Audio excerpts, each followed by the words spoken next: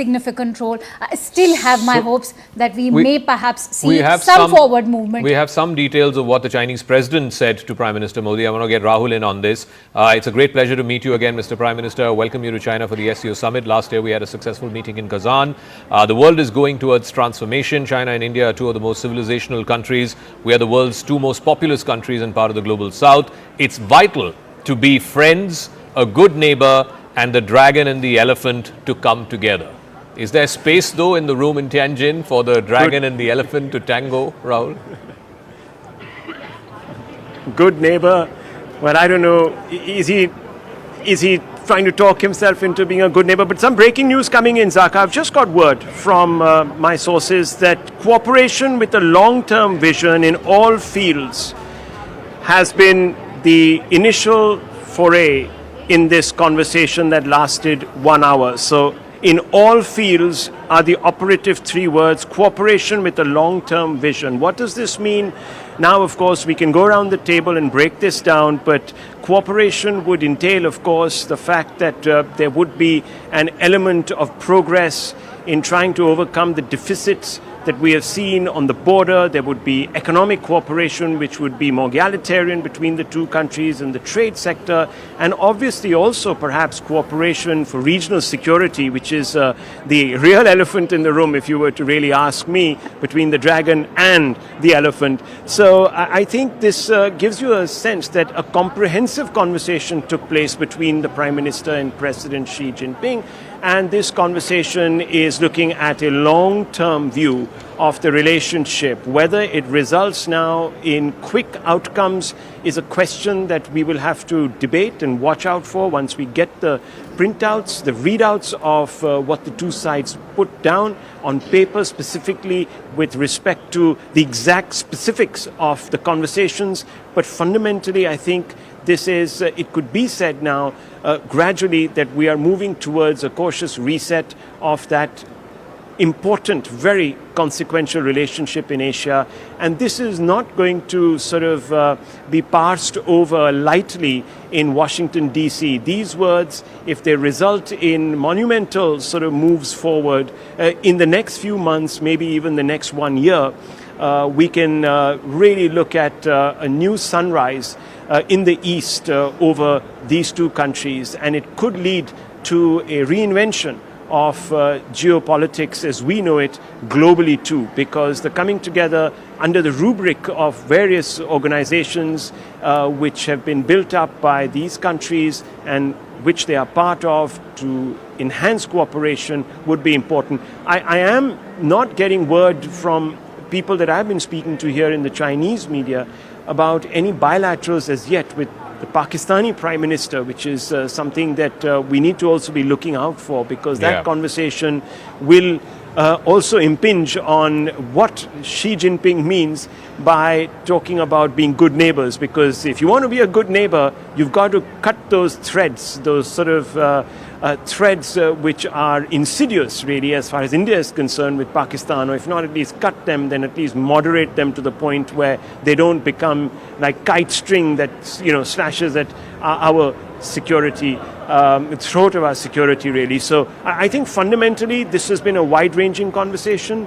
It's exceeded time, which tells you that this has been taken with a degree of seriousness, that this is going beyond optics, or at least that's the message that Beijing and New Delhi want to send out. And I think it's been quite worth the coverage and the attention that it has been getting here in both the Chinese media and, of course, internationally, globally. I was talking to a large number of foreign journalists who had come in from the West, who are covering specifically from Germany and others based out of Hong Kong, who've come in, and they've said they're looking very closely at this engagement. They think that that is the only story coming out of these 2 days. Is it a fundamental strategic reset? Has it been sort of expedited because of what Trump is doing with the tariffs? We talk about what he's done to India with the tariffs, but he's been behaving like this with every other country. With China, they went all the way up to 145% tariff and counter tariff, and eventually it's because of the export controls on rare earths that the US relented, and now they've put a 3-month pause on it. Will there be a fundamental reset? Like I've been saying, whether, I don't know where President Trump is tonight, whether he's in Washington or he's in Mar-a-Lago. He'll be very closely following the developments out of Tianjin. It's not just this meeting between Prime Minister Modi and President Xi Jinping, which was supposed to go on for 40 minutes, went on for 55, close to an hour. And the word, certainly from the Indian side, seems to be, as Rahul was pointing to, it's about long-term cooperation. They want to look at a long-term strategic reset, not just with China, but possibly all of the East, which includes Russia. How may that be viewed in Washington? Because that's exactly what Trump has been railing and ranting against. He's been talking about BRICS. He's been saying that these guys are out to get the US, out to get the dollar. This will only sort of accentuate those fears coming alive in his head. Whether or not it happens in reality is a different matter altogether. But I also want to get in Professor Swaran Singh and General Pandey also in a moment. But Professor Swaran Singh, are we looking at Tianjin as some kind of a groundbreaking reset of ties, but not just between India and China, but fundamentally between East and West? There is no doubt the Chinese would like to present it that way, or clinch that kind of conversations with different leaders, and even a final document at Shanghai Cooperation Organization Summit meeting. There is also no doubt that the spirit and the energy in Shanghai Cooperation Organization meeting this time is different. 2023, India was hosting it. You would remember it happened only 2 hours of online summit meeting, because India was busy with G20 summit at that time, which is a much bigger platform.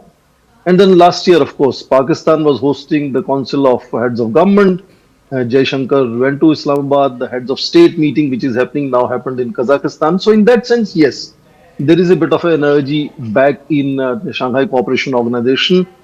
As I think Rahul had underlined, all these countries are facing Trump's tariffs in that sense. So even if the organization originally wanted to focus on energy, security and terrorism and so on, there is a big elephant of Trump's tariffs right now on their mind, and that will be part of all these conversations.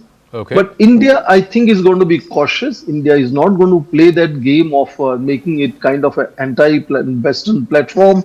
India maintains it very clearly that it is a non-Western but not an anti-Western kind of approach. That's something Rahul also referred to earlier. I believe you have some more details or some sort of statement or indication from the Indian side, Rahul, about the whole question of terrorism and whether or not that will feature in the SCO document. I mean, that again, we talk about elephants in the room.